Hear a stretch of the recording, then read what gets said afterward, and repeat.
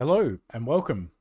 In this video, we're going to be doing a quick little demo of some little tricks and tips, some things that you want to put in place before you start editing your platform and before you start building. They're just a list of little things that I like to do that it's going to make it a lot easier down the track for you when you do start building and understanding how to build with Bubble. So one of the first things you're going to want to do is in your general section at the top under privacy and security, you're going to want to turn everyone can edit to either everyone can view or private app. It's completely up to you which one you do. But if you have it on everyone can edit, then essentially anyone who has your link or figures out your link can jump into your editor and make changes. So stick it on one of those. The next thing you're going to want to do is definitely put a password on it by clicking this little button here, and you can make this password anything that you want. It's completely up to you. So then when you click the preview button, because this is on a free one, I'll have to demonstrate on a paid one. So if we go across to here and let's say I change the username to you and the username, oh my God, the password to P, and then I go to preview, I should be asked for this. Now, I can't go any further unless I know what the username and password are for this specific platform. And then once I know them, I can come in. So it's just a really cool way to protect your platform and protect what who has access to it and who's able to do things. Yeah, cool.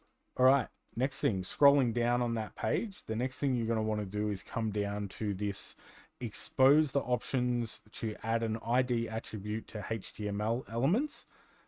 All this is going to do is, so say if we've got this text element here, let's make it more visible. If I could spell, there we go. So down the bottom here, there's no ID attribute for you to use with HTML elements. If you want to expose those, so you can, when you're doing putting certain workflows in, or whether you're adding code to your platform and you want to refer to the ID of the element, all you have to do is click this button. And then once you go back here, you'll be able to see now it has an ID attribute down here that you can refer to. It just makes life a little bit easier when you're doing certain things within your platform. Yeah. All right. Next thing you're going to want to do is come across to APIs. Now, when you first jump in, it's going to be like this, and there'll be nothing there, and you pretty much won't be able to use APIs or anything like that. So what you're going to want to do is just click all these on. You'll get a little warning. Click everything on that you can see, because if you're going to be using some form of API, which most platforms do, it's just great to have them on beforehand so you don't run into any issues down the bottom. Now, API, for those of you who are not programming wizards like I was when I first started, stands for Application Programming Interface. In layman's term, it's pretty much if you want your platform to talk to another third-party platform and do things between them. Okay, so let's say you're using ActiveCampaign because you want to create lists of users on your platform that you can then market to through email marketing campaigns and stuff like that. You would need to set up APIs that would talk to ActiveCampaign and then talk back to Bubble and do certain workflows and actions between them. Okay, yeah, so just switch all those on. It's going to make it a lot easier for you in the long run. Cool. All right, next thing is we want to go across to, one more thing. If you have someone that you want to invite to your platform to help, like let's say you're first starting out and you find yourself a developer like us, and you want to invite them so they can jump into the platform and help you and build, all you have to do is put their email in here like that, and then go invite. Be careful clicking transfer because it transfers ownership of the platform, which is not what you want to do. Once you've invited them, then they can jump in and do whatever they want. They can do certain actions. You can restrict them to dev only. But yeah, this only works on paid plans or agency plans. Just keep that in mind. Cool. All right. Plugins that I think are essential for you to start with and will allow you to do certain actions within the platform. The first one is definitely your API connector. Oh. API. Oh my God, why is it not showing up?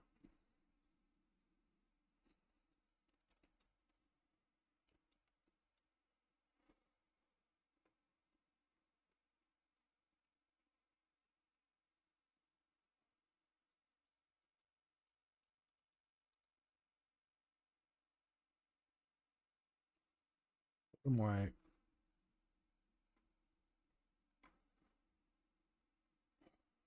BI. Why is it not showing up?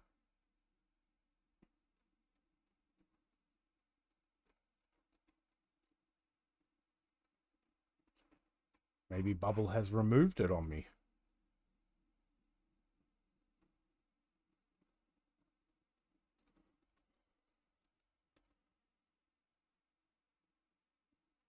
Well, there you go. Oh, there it is. Jeez.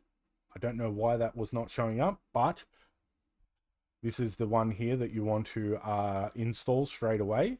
So pretty much if you're doing APIs and you want to connect to those third-party platforms and start integrating between them both, this is going to be a plugin that you would love to have because it's going to make things a lot easier for you, because within plugins, there's a lot of third-party platforms that have their own plugins, but some don't. And this is just a great way to connect to those platforms. I will do a video on APIs later down the track. They can be quite difficult to get right when you're first learning. Trust me, I had a lot of trouble, and I still do to this day have a bit of trouble with them. They're kind of confusing, to be honest. Yeah, so awesome. All right, the next one is this first one you see here, the toolbox. Definitely install that. It has a lot of little useful tools that you can use within your platform to help, make it look better, run better. One of the most important ones that I use is this Run JavaScript right here.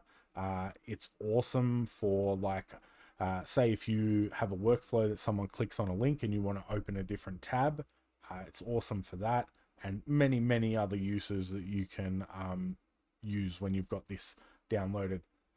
Next one is this alert one here for sure. What this allows you to do is have little alerts that pop up on your application when you've done certain actions. So let's say you have a user that has a profile and you click save at the bottom. You can have this cool looking alert that pops up the top and just says profile saved. Or you could, be creating a job on a jobs board, and once the job is created, a cool little banner comes up and just says job created. People will start bidding on your job very soon, or something like that. Just adds that really cool element to your platform. Yeah. All right, next one is obviously this SendGrid is a great one. If you're going to be doing any kind of instant triggered emails, so let's say you're in your sign up process for your users and you need to trigger an email to go out. That is a verification email, so they have to put in a code to progress any further through the onboarding process. This is what you would use. They're excellent. They're very easy to set up. I will do a video in the future for these, but they're just really quick emails that you can put parameters into to send to the user straight away so they can get the information really quickly. Yeah. And other than those four, they will be great to get you started for what you need. And yeah, that's it for our little tricks and tips. As always, if you have any comments or you have any questions you would like to ask, please put them in the comments section. If you're having trouble with your application and you need some help, please reach out to us. We're more than happy to help. But other than that, I will see you in the next one.